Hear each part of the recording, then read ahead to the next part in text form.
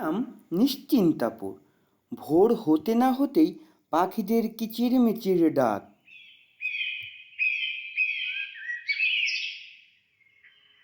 হঠাৎ গ্রামের মধ্যে একটি বাঘ প্রবেশ করলো। আশেপাশে তো কিছুই দেখতে পাচ্ছি না, আমি এখন খাবো কি? বাঘ তখন বলতে লাগলো, এভাবে চলতে থাকলে তো আমাকে না খেয়েই মরতে হবে। বলে বাঘ জোরে একটি হুংকার দিয়ে উঠল।